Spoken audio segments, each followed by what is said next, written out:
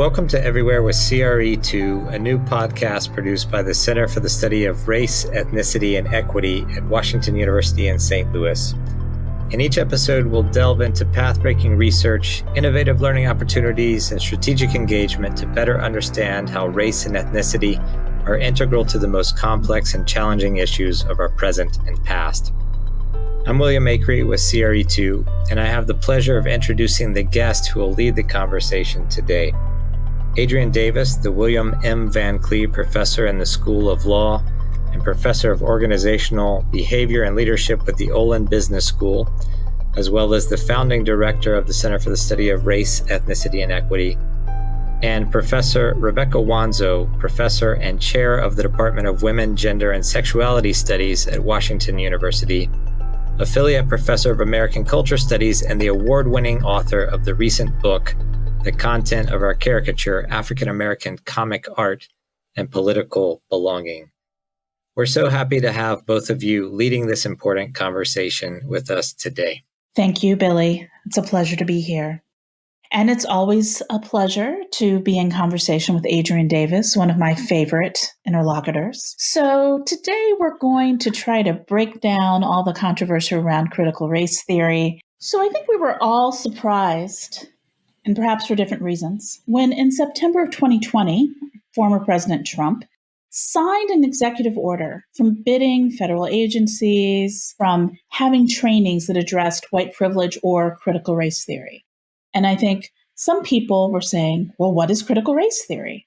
While others who know what critical race theory is looked at what he was talking about and saying, how does that have anything to do with what I've been working on and studying for the last couple of decades? So given that disconnect, Adrienne, could you talk to us a little bit about what your understanding is of critical race theory, what the field is, and basically when you're explaining it to your students, or if you have to go out and defend it when you're getting your car detailed, what kind of definition do you give people? It's interesting. I do have some really intriguing conversations with the folks who detail my car. So, I tell people that, critical race theory is a discipline, an academic discipline that originated in law, but from its inception really drew on a lot of different disciplines and a very long history of rigorous racial critique. And it rapidly transcended the legal discipline to, at this point, I think it's, really pervaded, all of the disciplines, including the sciences. And that critical race theory is an effort to bring a new and ever-expanding set of tools to understand racism in the country and racism in the world, and why it is so pervasive and why it is so evasive and why it is so difficult to dismantle. So that idea of how we understand racism and how it works in the world has become an issue in discussing what children should be taught K through 12. So I think a lot of us were thinking, wow, they're teaching critical race theory in schools? Like they're reading about the history of property law or social contract theory and the way race worked in these contexts. Like there's a whole bunch of really complex and yet very important ideas that have been produced by critical race theorists. But that's not something that generally has been in schools. So when you see, like my home state of Ohio, pass a bill that says, you're not supposed to be teaching critical race theory in schools, or some other state legislatures attacking it, there seems to be this conflation between critical race theory and history. Right. Well, maybe it might be helpful to back up just to sort of tell people a little bit about what's transpired since President Trump's initial order, right? So I think that the order itself was, surprising to a lot of us because typically the governmental agencies are allowed free rein to figure out how to run themselves and, what kinds of training and education is appropriate for their own staff. I mean, these are hundreds of thousands of people who are experts in their own field. So it was really, I think, almost unprecedented to see a sitting president get engaged with micromanaging the agencies and not only the agencies, but also federal contractors at that level. But then it really took on a life of its own. And as you said, Rebecca, there was sort of this national alarm was raised about not only critical race theory, but diversity training more broadly. And I think part of what happened is at some point, what President Trump, his executive order banned was diversity training. And then at some point, I think that evolved into an alarm being raised about critical race theory. And so what we've seen over the last 18 months or so is increasing numbers of school boards and even state legislatures debating whether they should ban critical race theory. So there's this really fascinating, I think, elision that you and I have seen between training about diversity in government agencies, right? And like hiring practices and why you should try to recruit a diverse pool of people, which is now, every corporation in the United States believes that you should have a diverse pool. The national sports teams came up with the so-called Rooney Rule, right? Which is that you're really not hiring the best people if you don't have a diverse pool. So this is a completely non-controversial, widely accepted premise in corporate America, the government, not-for-profits everywhere. And alongside that is, when you hire people, you should treat them well, and you're not really taking advantage of your team if you're not including everybody. So this is fairly non-controversial. But President Trump banned that. And then I think the part we're still trying to figure out is how that evolved into an attack on critical race theory. Right. So, part of, I think, what's so perplexing to a lot of us is someone who, I did diversity leadership for 10 years and I'm a critical race theorist. I'm like, there's some overlaps, but these are really different projects.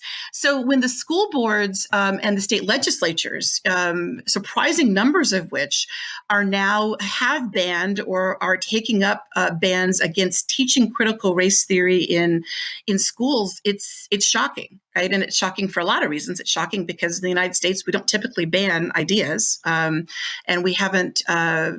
The two sort of quote unquote great moments in American history in which we banned ideas were, of course, the enslaving United States, which banned discussions about abolitionism and Black humanity and freedom. And then, of course, the communist era as well. So we're seeing yet another kind of rise of this effort to ban ideas, which is just, bizarre. And I think a lot of us feel it is, quote, un-American. But also the attacks on critical race theory themselves are just bizarre because they just don't seem to be connected in any way, shape, or form to what the educators are actually doing. I want to go back to this, though, because let's just take as a sort of possibility, because one thing I think we should agree on is that the vast majority of people who are angry about critical race theory or talking about it when we see parents yelling at these town halls or school board meetings, they don't really seem to have read any critical race theory, right? They haven't been exposed to it. But there is something there that I think is a link. So let's take as a given, perhaps, that a lot of us who think about the history of racism in this country and after lots of hard work have managed to here and there have some jobs in the academy. And some of us have produced work that people have read. And then in some very minimal way, there is a generational shift that there are people who are thinking about structural inequality and race, yes, and that has impacted education. And I think that goes to how people have been linking this up with history, and particularly the anxiety about the 1619 Project and the anger about that. Because I was really struck, again, in my home state, like a sentence that really caught my eye from that bill was that people have to teach that slavery and racism are deviations from, betrayals of, or failures to live up to the authentic founding principles of the United States. This idea that we have to understand any history of inequality as something that was exceptional, right? Atypical, and not really about what the nation is about. And so there does seem to me to be something about critical race theory, right? And even outside of critical race theory as a specialized field, but people who've been thinking about structural inequality for a long time and teaching about it, that has tried to help people think about the ways in which racism is ingrained structurally in the nation's founding, in a whole bunch of things that people take for granted as just neutral, like owning a home, right? And that there is this real resistance to people having to deal in a deep and thick way with the idea that structural inequality is a thing, that racism can be embedded, and what does it mean to look at history that way? So thoughts about that? One way that I think about this is that, I have a lot of respect for K through 12 educators, and especially the K through sixth grade, because they're setting the foundations for, not just how children think, but the kinds of, global citizens that they'll grow up to be. And my sister teaches second grade, so I'm very proud of her. And I think that I know how incredibly thoughtful that she is about how she teaches these, very young children in her charge. So, I want to start by saying that with any complex idea, I am someone who really gives a lot of deference to educators in terms of not just what they teach, but the pedagogy they use. And so here's an example I'll use, right? So you can teach math at a lot of different levels, right? Obviously, we know that, right? And I think we'd all agree it's not appropriate to teach second graders college calculus, right? That would be an enormous misstep and waste of time, right? And it might turn the kids off from math forever, right? But I don't think we would ban it, right? I don't think that we would ban it. Instead, I think, we would sort of say to the teachers, so tell us a little bit about how you're teaching math, right? And if you're teaching college calculus, we might have some questions for you. And so I think about race studies, or the studies of inequality more broadly, because what's on the table is critical race theory. But of course, as you know, Rebecca, we're also talking about how gender inequality, disability rights, ageism, language discrimination, immigration. We're talking about a whole set of things that make up what a lot of us believe comprises inequality that undermines, a global democracy. So to me, it's a question of what is appropriate to teach to children and when, right? So a lot of the basic precepts of critical race theory are, at bottom, they're pretty sophisticated. So I don't think, I try to reread Cheryl Harris's, whiteness is property every year because I think it's a brilliant insight that's the foundation of my work, but I wouldn't give it to a second grader.